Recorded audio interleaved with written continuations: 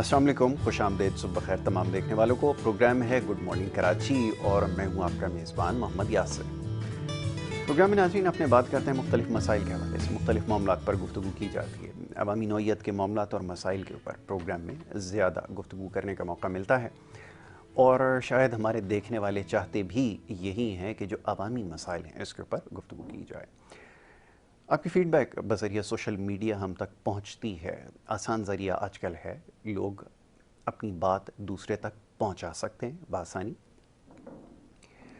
और इस वक्त जो सूरत हाल है, सियासी सूरत हाल हो, मौशी सूरत हाल हो, ये हमारे अमूमी मसाइल हों, इसके हवाले से कोशिश हमेशा से यही है कि इन मामलात को ज़ेर बहस लाया जाए। इस वक्त जो सूरत हाल बारिश की वजह से हुई है उसके ऊपर प्रोग्राम्स में गुफ्तगू हो रही है और गुज़िश्ता कई सालों से ये सिलसिला जारी है।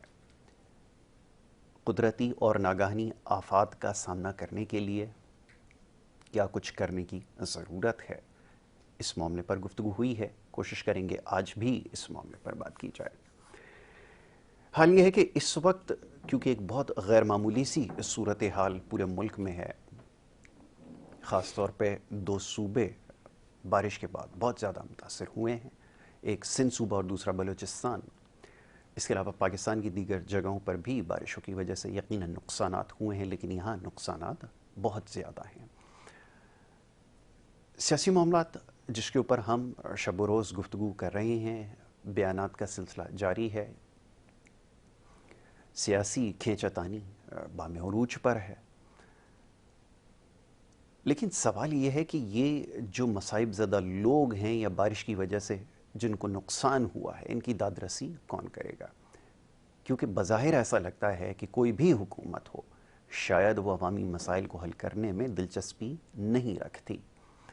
और ये बात क्यों कहने की ज़रूरत पेश आ रही है, वो इस वजह से कि जो हाल हम देख रहे हैं, जो मनाजिर हम सब के सामने आ रहे हैं, जैसे मैं हमेशा कहता हूँ कि अब सोशल मीडिया का दौर है। सोशल मीडिया के ज़रिए जो कुछ हम तक पहुँच रहा है, हम अपनी आंखों से देखते हैं, वो सारे मनाजिर नाकाबिल यकीन हैं। जिस तरह लोगों का जानी माली नुकसान हो रहा है,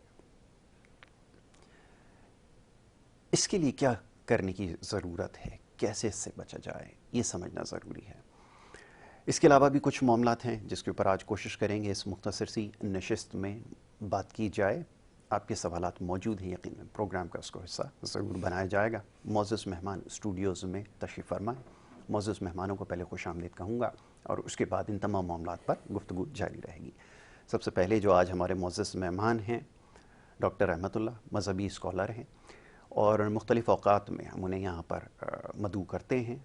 मुख्तलिफ़ मामलात पर गुफ्तगू की जाती है, ना सिर्फ मज़हबी मामलात पर बल्कि समाजी और सियासी मामलात पर भी उनसे गुफ्तगू करते हैं। आज यहाँ पर हमारे साथ मौजूद हैं, उन्हें मैं खुश आमदीद कहूँगा। बहुत शुक्रिया डॉक्टर साहब प्रोग्राम में वक्त देने के लिए। दूसरे हमारे एक और बड़े ख़ास मेहमान और हमारे बड़े अज़ीज़ सीनियर सहाफ़ी हैं, तज्ज़ियाकार हैं, कॉलम निगार, और सीधी और सच्ची बात करना आपका ख़ासा है। हम जब भी अहम मौज़ूआत पर गुफ्तगू करते हैं उन्हें यहाँ ज़रूर मदऊ करते हैं। और इस वक्त जैसे मैंने अर्ज़ किया कि हुकूमतों की दिलचस्पी नज़र नहीं आ रही, ये बात किस हद तक दुरुस्त है, इन मामलात पर आज तो ख़ास तौर पर उनसे गुफ्तगू की जाएगी। जनाब मुबशिर मीर साहब हमारे बड़े ही ख़ास, बहुत शुक्रिया मीर साहब, बड़ी नवाज़िश प्रोग्राम में वक्त देने के लिए।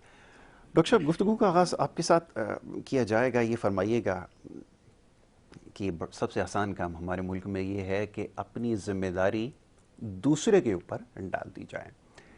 हाल ये है कि जो कुछ हो रहा है यकीनन आपकी नज़र से गुज़रा होगा, आप देख रहे होंगे कि जो सैलाब और तबाहकारियाँ हैं, इसको कुदरती आफात का नाम दिया जाता है। मेरा सवाल आपसे ये है कि ये फरमाइए कि वाक़तन ऐसा है कि कोई अज़ाब की शक्ल है, क्योंकि हमारे अमाल यकीनन ऐसे नहीं है कि हमसे किसी किस्म की कोई रियायत बरती जाए।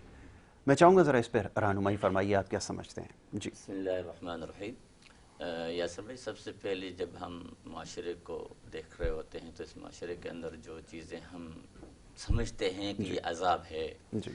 या कोई मुसीबत है, अज़ाब और मुसीबत को फ़र्क करने के लिए हमें अल्लाह तबारक व तआला के जो तालीम करदा और नाज़िल करदा किताबें हैं उससे मदद लेनी बहुत खूब, पड़ेगी। बिल्कुल ठीक है।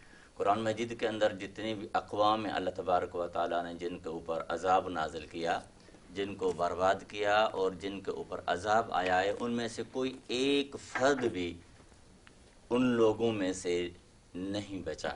بالکل ایسا اور عذاب جو آیا کرتا ہے وہ بغیر پیغمبر کے انوارن کرنے کے بغیر نہیں آتا۔ پہلے پیغمبر ان کے پاس آتے ہیں، وہ ان کو بتاتے ہیں کہ یہ بات آپ نے مانی ہے، اگر انہوں نے نہیں مانی، اس پر عمل نہیں کیا، وہی پیغمبر ہی امت کو بتاتے ہیں کہ اگلی باری عذاب کی ہے۔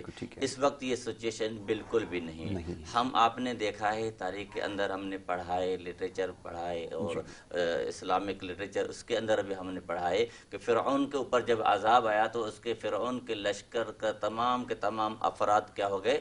ختم ہو گئے، نیست و نابود ہو گئے، سفیدی سے مٹ گئے۔ تو یہ کیسا عذاب ہے؟ یہ عذاب ہم لوگوں نے اپنی سوچ سے بنائے ہوئے ہیں۔ یہ اللہ تبارک و تعالیٰ کی طرف سے عذاب ہم اس کو نہیں کہہ سکتے۔ جو ہم گناہ کر رہے ہوتے ہیں، جو ہمیں سزا ملنی ہوتی ہے، وہ سزا اللہ تبارک و تعالیٰ نے اور نبی صلی اللہ علیہ وسلم نے اپنی کتابوں کے اندر نازل کی ہے۔ مثال چوری بڑھ گئی ہے، ٹھیک ہے، زنا بڑھ گئی ہے اور کرپشن بڑھ گئی ہے، ان کے قوانین موجود ہیں، شریعت نے وہ قوانین نازل کیے ہیں۔ اور سزا جو آتی ہے، عذاب جو آتا ہے، اس کی سچویشن، اس کی کنڈیشن کچھ اور ہوتی ہے، یہ سچویشن نہیں ہوتی، ٹھیک ہے۔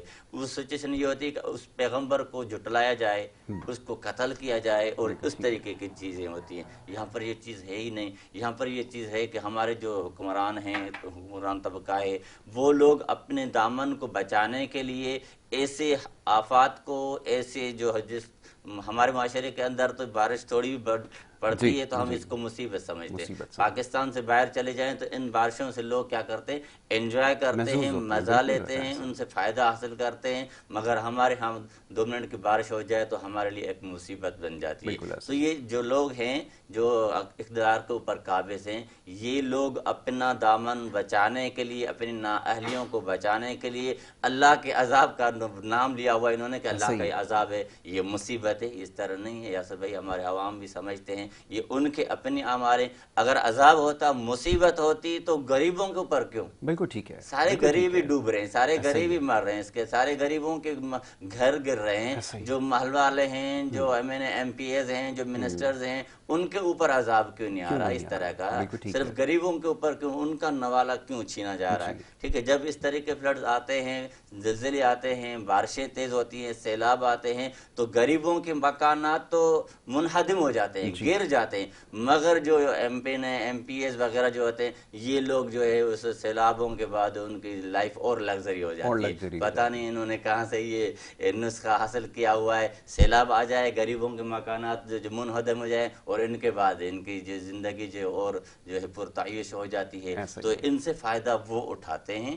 غریبوں کو جان بوجھ کر کے ڈبویا جاتا ہے۔ اندرون سندھ کی ایک بات ہے، ہمارے سندھ کے جو اسمبلی میں جو اسپیکر صاحب بیٹھتے ہیں، ان کے آغا سراج صاحب، ان کے گاؤں کے، ان کے علاقے کی بات ہے، اپنی زمینوں کو بچانے کی خاطر، ٹھیک ہے، دوسرے گاؤں کو ڈبونے کے چکر میں لگے ہوئے، تو وہاں پر لوگ جو ہے احتجاج کرنے کے لیے آ گئے، بھائی یہ تو ہم نہر کو تو توڑنے نہیں دیں گے۔ تو یہ ان لوگوں کا عذاب ہے، یہ خود اس مسلط کرتے ہیں، اور یہ بارش جو اللہ کی رحمت ہوتی ہے، اس کو مینج کرنا چاہیے، مینج نہیں کرتے تو نہ پانی بچ سکتا ہے، ڈیم بن سکتی ہے اور فوائد حاصل ہو سکتے ہیں، مگر یہ لوگ اس کو عذاب کا نام دے کر کے لوگوں کو پتہ نہیں کس دنیا میں لے جاتے ہیں اور کہتے ہیں کہ عذاب ہے۔ اور وہی سراج دورانی صاحب وہ کہتے ہیں کہ آپ لوگ لوگوں سے، عوام سے کہہ رہے ہوتے ہیں کہ آپ لوگ اپنے گناہوں کی معافی مانگے۔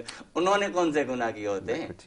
انہوں نے کون سی کرپشن کی ہوتی ہے؟ انہوں نے کون سے حقوق جو ہے لوگوں کے غصب کیے ہوتے ہیں؟ تو یہ سمجھنے کی باتیں ہیں، ہمیں سمجھنا چاہیے کہ اس کو ہم عذاب کا نام نہیں دے سکتے، نہیں عذاب ہو سکتا ہے، یہ مس مینجمنٹ ہے، اس وجہ سے یہ ساری چیزیں بالکل ٹھیک ہے، یہ مینجمنٹ کا فیلئر ہے، یقیناً اس کی وجہ سے سب کچھ ہو رہا ہے۔ ویسے یہیں سے گفتگو کے سلسلے کو آگے بڑھائیے ذرا، جیسے ابھی ڈاکٹر صاحب نے عرض کیا کہ یہ خود پر مسلط کردہ عذاب ہے، اب وہ چاہے آپ کسی بھی شکل میں اس کو کہہ لیجئے، لیکن بڑا کمال ہے کہ یہ ایڈمنسٹریٹو فیلئر کے باوجود یہی لوگ دوبارہ ان کو ذمہ داری مل جاتی ہے یا سونپ دی جاتی ہے، اور پھر یہ سلسلہ اسی طرح چلتا رہے اور آگے بھی شاید اسی طرح چلتا رہے گا۔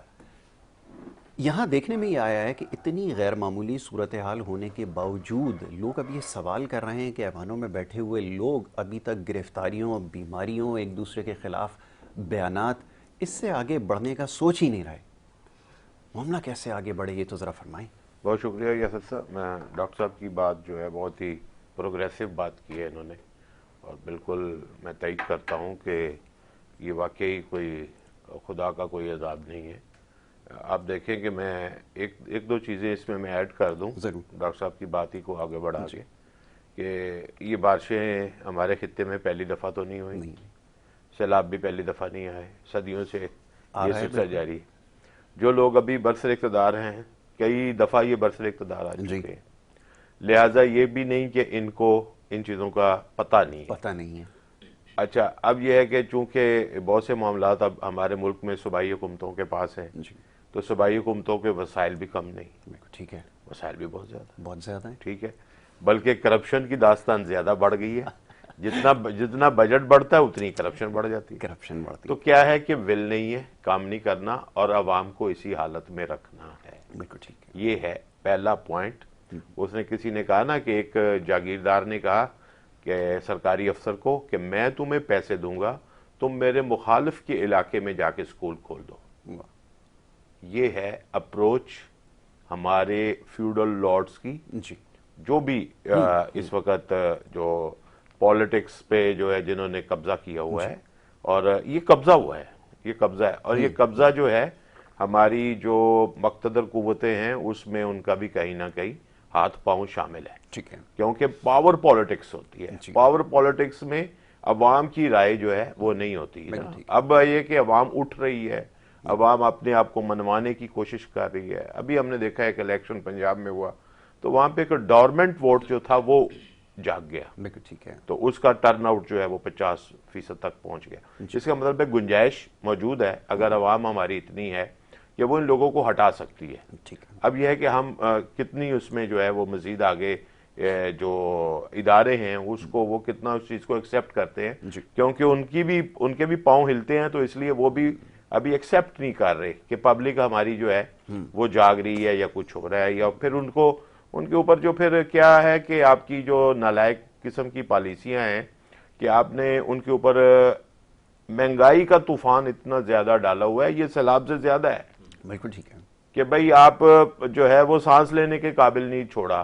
ایک بندے کی آمدنی اتنی کم ہے تو اس کو بجلی، پانی، گیس، ضروریات جو ہیں اس میں اتنا جو ہے نا پھنسایا ہوا ہے کہ ہر بندہ قرض دار ہے. بالکل ٹھیک ہے. یہ ہے جو ایک بنایا گیا ہے ہمارے معاشرے کو جو ہے نا ایک جکڑنے کے لیے جو سٹرکچر بنایا ہے، جو قوتوں نے جو سٹرکچر بنایا ہے. یہ نیکسس ہوتا ہے نا کہ اس میں فلاں اتنے پرسنٹ ہے، فلاں اتنے پرسنٹ ہے. جو 8-10 پاور کوریڈورز ہیں اس کا اپنا حصہ بمطابق جسہ اس میں موجود ہے. اب آپ کا سوال تھا کہ یہ نکلیں گے کیسے اس سے، یہ پکڑا ہوا ہے انہوں نے. دیکھیں، نکالنا تو عوام نے ہی اپنے آپ کو ہے.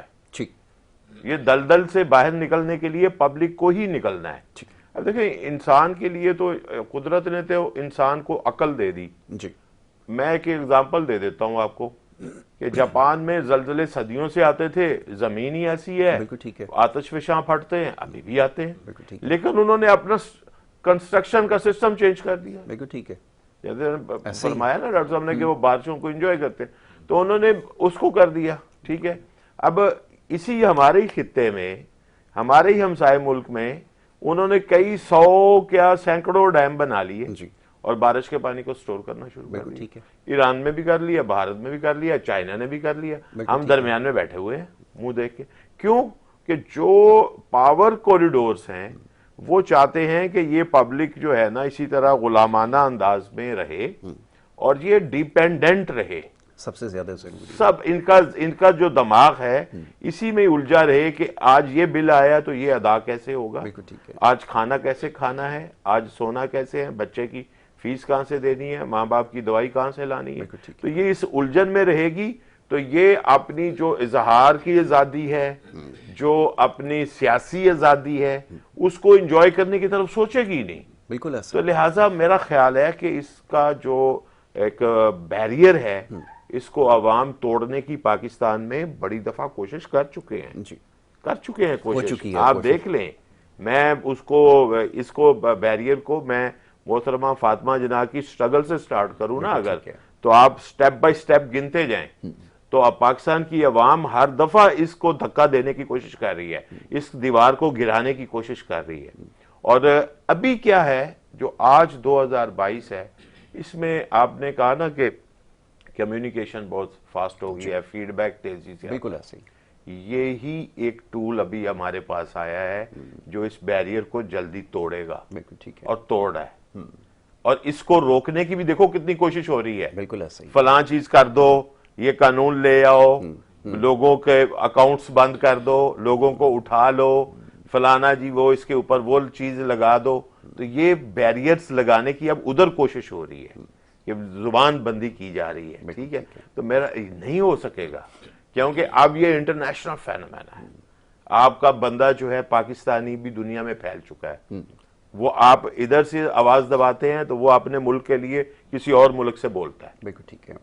تو یہ جو چیز آئی ہے میرا خیال ہے کمیونیکیشن ریولوشن, جس کے ٹولز آپ کے پاس سوشل میڈیا کے ہیں, اس نے یہ بیریئرز جو ہیں بہت حد تک توڑے ہیں. لوگوں کے اندر ایک جرت جو ہے اس میں اضافہ ہوا ہے, لوگوں کو معلومات تک رسائی بڑھ گئی ہے.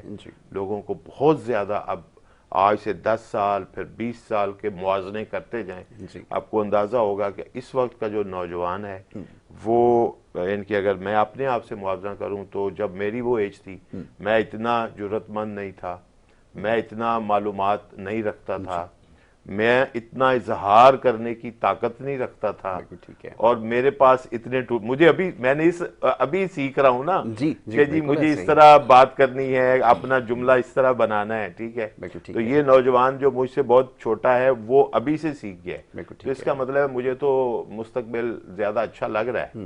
میں تو دیکھ رہا ہوں کہ لگتا ہے کہ اسٹیٹس میرا خیال ہے نا ٹوٹ رہا ہے. یہ جو آپ کو اس طرح کی حرکتیں نظر آ رہی ہیں نا کہ جو بولے اس کو اٹھا لو, جو بات کرے اس کو بند کرو, اس کے ساتھ زیادتی کرو, ظلم تک چلے جاؤ, پھر اس کو ملک چھوڑنے پہ بھی کئی لوگوں کو مجبور کر دو, ان کے ادارے بند کر دو, اس کو سوئچ آف کر دو, ٹھیک ہے, اس کی پبلیکیشن بند کر دو, یہ ساری ہے نا. تو اس کا مطلب ہے کہ وہ جو سٹیٹس کو کے لوگ ہیں, جو وہ ہیجمنی ہے اس کے اندر دراڑ پڑ رہی ہے, اس کو اپنی بنیاد ہلتی ہوئی نظر آ رہی ہے. جو وہ یہ 75 سال سے نہیں 175 سال سے لے کے چل رہے ہیں, وہ جو انگریزوں نے جو سیٹ اپ بنایا تھا اس کے ساتھ وہ جڑے ہوئے ہیں. ٹھیک ہے, اب دیکھیں آپ کے ملک میں 1861 کا قانون چل رہا ہے. صحیح, کیوں چل رہا ہے بھائی؟ پولیس کیا آپ وہیں کھڑے ہیں 1861 میں کھڑے ہیں؟ آپ 2022 میں ہیں بھائی. تو آپ کا وہ جو اتنا پرانا قانون چل رہا ہے کیوں چل رہا ہے؟ کہ وہ ایک انویڈر نے کنٹرول کرنے کے لیے بنایا تھا. تو اس کا مطلب ہے کہ جو ابھی لوگ ہیں یہ بھی آپ کو کنٹرول کرنے کے لیے بنا رہے ہیں. دیکھیں آپ کو سرو نہیں کر رہے, آپ کو رول کرنے کی کوشش کر رہے ہیں. جو انویڈر ہوتے ہیں وہ رول کرنے کے لیے آتے ہیں, وہ قبضہ کر کے رول کرتے ہیں. ٹھیک ہے, وہ ذہنی غلام بناتے ہیں, آپ کی لینگویج چینج کرتے ہیں, آپ کا کلچر جو ہے اس کے اندر دراڑ ڈالتے ہیں, ہر چیز آپ کی جو مقدسات ہیں ان کو برباد کرتے ہیں. تو ابھی اس کا مطلب ہے 1861 کا پولیس کا لا جو ہے وہ ابھی تک کی گورنمنٹ ہے, جو جمہوریت کا دعویٰ کرنے والی پارٹیاں ہیں, یہ سب فراڈ ہے. بالکل ایسا ہی ہے کہ جی ہم وہ یہ کر رہے ہیں, ہماری 50 سال کی سٹرگل ہے, ہمارے شہید ہیں, ہمارے کوڑے کھائے ہوئے ہیں, ہمارے فلاں, یہ سب ڈرامہ ہے.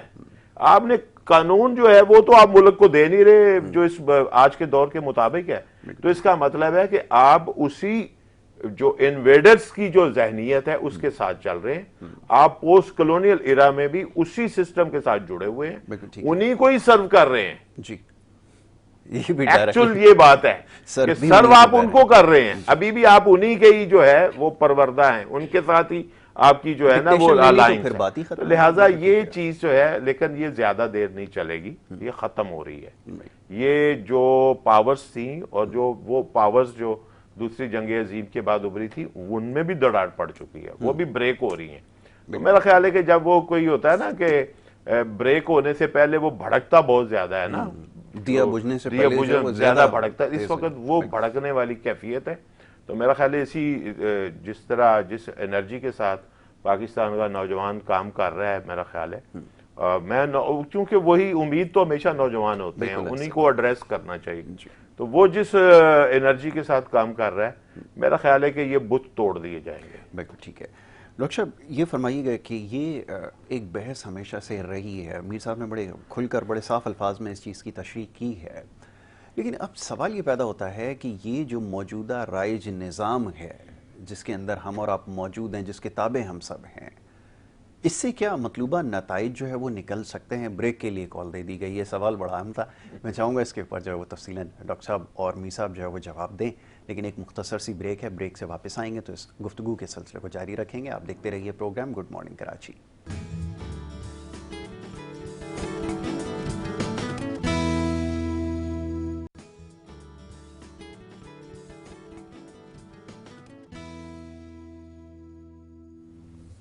پروگرام میں آپ کو ایک دفعہ پھر خوش آمدید کہیں گے. بریک پہ جانے سے پہلے ایک گفتگو کا سلسلہ جاری تھا.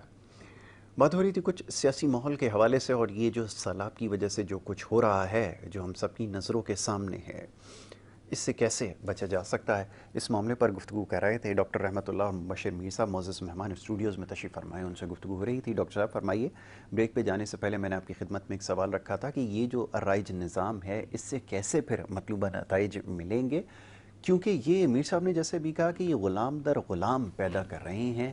گو کہ یہ سسٹم, یہ سارا سلسلہ جو ہے وہ اب اپنے اختتام کے قریب ہے, بظاہر ایسا لگتا ہے.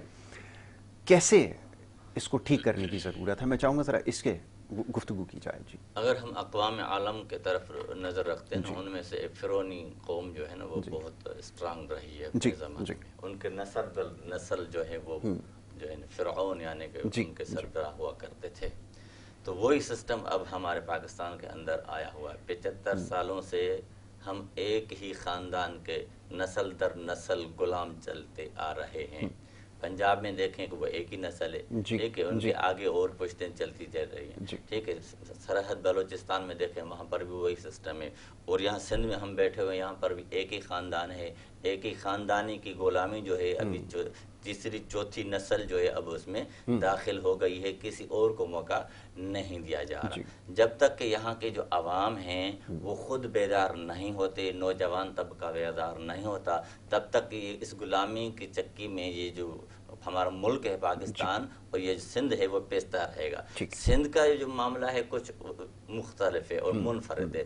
ایک جگہ پر ایک ٹی وی چینل پر مجھ سے کسی اینکر نے سوال کیا کہ ہم نے سنا ہے کہ سندھ کے عوام جو ہے ان کے اندر شعور آیا ہوا ہے. مجھ سے ہنسی نکل گئی کیونکہ میں خود سندھی ہوں. تو میں نے کہا کہ بھائی یہ شعور جو ہے وہ ایک حد تک ہے, جب الیکشن کا دور آتا ہے تو ان کے سارے شعور جو ہے وہ ختم ہو جاتے ہیں, ان کے آنکھوں کے اوپر پٹی چڑھ جاتی ہے, یہ سیلاب بھول جاتے ہیں, یہ اور ڈکیتیاں بھول جاتے ہیں, ساری چیزیں بھول جاتی ہیں. پھر انہی کی چھتری کے نیچے آ کر کے کھڑے ہوتے ہیں جن کے خلاف یہ لوگ باتیں کر رہے ہوتے ہیں. یعنی کہ ان کے آزادی کے لیے, اس شعور کو حاصل کرنے کے لیے ان کو ابھی 100 سال کی ضرورت ہے. خاص طور پر میں سندھ کی بات کر رہا ہوں, سندھ کے عوام کو اب 100 سال کی ضرورت ہے. ان کو بعد میں شعور ملے گا کیونکہ یہ نسل در نسل غلام ہے اور اس غلامی سے نکلنا نہیں چاہتے. اور ابھی حالیہ جو سیلاب ہے, اس سیلاب کے اندر بھی یہ جتنے بھی لوگ ایم پی ایز ہیں انہوں نے اپنے علاقے میں کوئی کام نہیں کیا ہوتا اور ابھی بھی کام نہیں کر رہے ہوتے. جو لوگ سیلاب میں ڈوب رہے ہیں, مر رہے ہیں, ٹھیک ہے, ان کے ساتھ بھی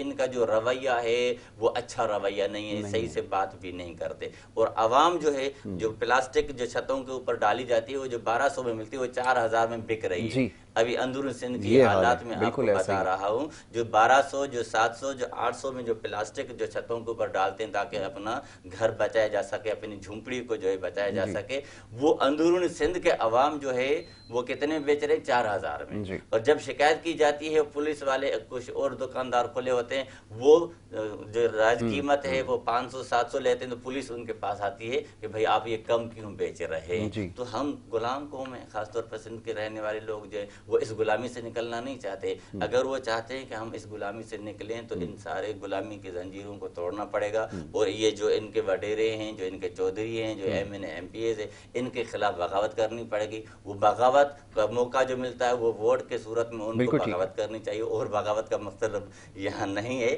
یہی ہے کہ جب ووٹ کے ذریعے سے ان سے انتقام لیا جائے. ورنہ جو میرے خیال میں ابھی تک 100 سال اور بڑھے گا, 100 سال تک یہ اور غلامی کے اندر رہیں گے. کیونکہ نئی نسل ابھی اسی خاندان کی قابض ہو چکی ہے اور صرف وہ نظر آتی ہے، باقی جتنے بھی وڈیر ہوتے ہیں ان کی بھی نئی نسل جو ہے وہ تیار ہو چکی ہے، وہ اپنے آبا و اجداد کے ان کرسیوں پر آ کر براجمع ہو چکے ہیں۔ اب ان کے لیے نکلنا تھوڑا مشکل ہے جب تک کہ یہ خود جو ہے ان سے انتقام ووٹ کے ذریعے سے نہیں لیتے، تب تک یہ غلامی کی چکی میں پستے رہیں گے اور اس طریقے کے سیلاب جو ہے آتے ہیں تو آتے رہیں گے، ان کے اوپر کوئی فرق نہیں پڑتا، ان کے اوپر کوئی اثر نہیں پڑنے والا، عوام ڈوبے گی، عوام مرے گی، عوام تکلیف میں آئے گی، ان کو کوئی فائدہ نہیں۔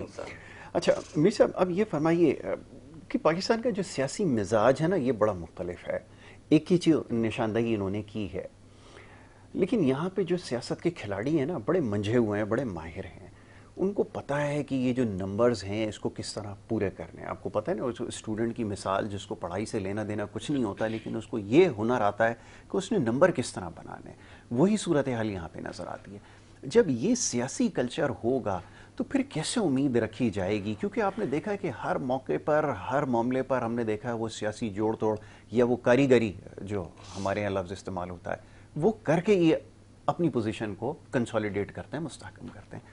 فرمائیے کیسے؟ اچھا، ایک چیز تو یہ ہے کہ دیکھیں جو ہم نے جیسا تیسا بھی ہے ہم نے ایک آئین بنایا ہوا ہے اور اس میں بہت سی چیزیں جو ہیں وہ پبلک کے رائٹس جو ہیں وہ بھی موجود ہیں، صرف یہ ہے کہ وہ پریکٹس نہیں ہوتا۔ ٹھیک ہے۔ اچھا، پریکٹس ان معاشروں میں ہی ہوتا ہے جن معاشروں کی عوام بیدار ہوتی ہے، کیونکہ وہ اس کی مطابق جو ہے وہ اپنے رائٹس لینے کے لیے سٹرگل کرتے ہیں۔ اچھا، پھر آئین پہ عمل درآمد کے لیے ادارے بھی ہوتے ہیں، ٹھیک ہے، تو وہ ادارے جو ہوتے ہیں وہ فنکشنل ہوں تو پھر ہی وہ کام کر سکتے ہیں۔ میرے ذاتی تجربات بھی ہیں کہ ادارے فنکشنل نہیں ہیں اور ان کو فنکشنل نہیں ہونے دیا جاتا، بنائے بھی گئے ہیں، بجٹ بھی دیے جاتے ہیں، لیکن لوگوں کو ہوتا ہے کہ آپ یہ صرف ہم نے وہ خانہ پوری کی ہے، لیکن یہ ہے کہ کوئی ضروری نہیں کہ اس کے ذریعے جو ہے وہ لوگوں کو انصاف ملے۔ ٹھیک ہے۔ پھر آپ کے ملک میں ایک بہت بڑا سیٹ اپ جو ہے وہ عدلیہ کا ہے، بالکل ٹھیک ہے، جو کہ آپ کی ریاست کا ایک ستون ہوتا ہے۔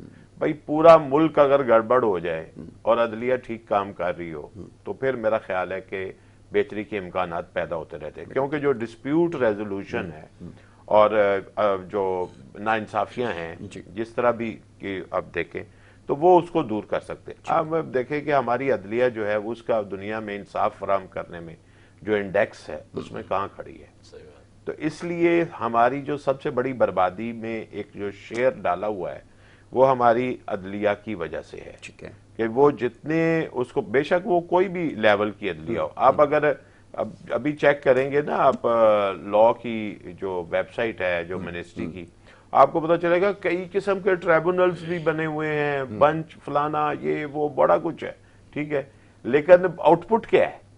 آؤٹ پٹ نہیں ہے، ٹھیک ہے۔ تو کیا ہے کہ ہم اگر ناانصافی کے ساتھ معاشرہ چل رہا ہے تو اس کا مطلب ہے کہ بربادی زیادہ اسی لیے ہو رہی ہے، ٹھیک ہے، میں وہ ہے نا کہ اگر انصاف کی بنیاد پہ معاشرہ ہوگا، ملک ہوگا تو وہ بچ سکتا ہے، لیکن اگر کفر کی بنیاد پر ہوگا، ظلم کی بنیاد پہ ہوگا، وہ نہیں بچے گا۔ تو ہم اگر انصاف فراہم نہیں کر رہے تو اس کا مطلب ہے کہ ہم ظلم کا جو ہے وہ شکار ہیں اور ظلم کر رہے ہیں، اور جو اس پہ خاموش ہیں وہ اس کا حصے دار ہیں۔ دیکھیں دو ہی طرح کے لوگ ہیں معاشرے میں، ایک ظلم کرنے والے ہیں، ایک ظلم مظلوم ہیں جن پہ ظلم سہنے والے ہیں۔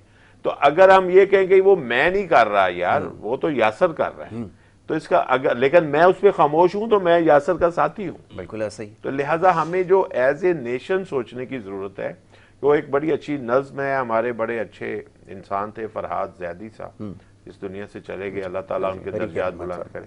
ان کی ایک نظم تھی، میں ایک شریف آدمی ہوں، وہ آپ نے پڑھی ہوگی، اور وہ کتنی اس کو، اور وہ شریف آدمی جو ہے وہی ہمیں جو ہے نا مار رہا ہے، کہ میں وہ کہہ رہا ہے کہ جب ظلم ہو رہا تھا تو میں وہیں تھا لیکن خاموش کھڑا تھا، اور پھر یہی ہوتا ہے نا، ابھی میں جو کہہ رہا ہوں نا پہلے کہ یہ بریک ہو رہا ہے کہ مثلا لوگ اپنا جو ہے وہ اس پہ ریئیکٹ کر رہے ہیں۔ ابھی یہ سیلاب میں بھی کچھ سیاستدان جو ہیں وہ اپنے علاقوں میں گئے ہیں تو ان کو لوگوں نے بہت سخت اس کا ریئیکشن دیا ہے، ایون لاڑکانہ میں جو ہے وہ پیپلز پارٹی کے رہنماؤں کے ساتھ ہوا ہے، اور بہت سی جگہوں پہ ہمیں جو ہے وہ سننے کو مل رہا ہے کہ جی فلاں نے یہ زیادتی کی۔ ادھر کراچی میں ایک پیپلز پارٹی کے رہنما کے اوپر لوگوں نے اٹیک کر دیا, کیا وجوہات تھیں ابھی وہ تحقیقات ہوگی, لیکن جو وہ کیا ہے ایکچولی لوگوں کا غم و غصہ ہے.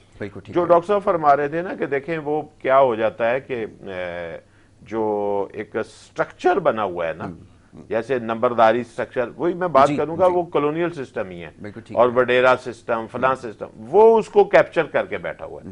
تو اس کو بریک کرنا, اب دیکھیں جو آپ کے سندھ کی ہم بات اگر کریں, جو سندھ میں بیٹھے ہیں, تو کتنے گوسٹ سکول اور گوسٹ ٹیچر, اس کا مطلب ہے آپ ریئل چینج کے اوپر کام نہیں کرنا چاہتے. پھر اگر کوئی کالج یونیورسٹیوں میں جو بنی ہوئی ہیں, اتنی کالج اور یونیورسٹی ہیں, تو ریولوشن آ جانا چاہیے نا ایجوکیشن. لیکن یہ کہ جو لوگ وہاں سے پڑھ کے نکل رہے ہیں, اس میں کتنے لوگ ہیں جو جینونلی, جن کے پاس ڈگری کے ساتھ تعلیم بھی ہے, علم بھی ان کو ملا ہے, وہ نہیں ہے.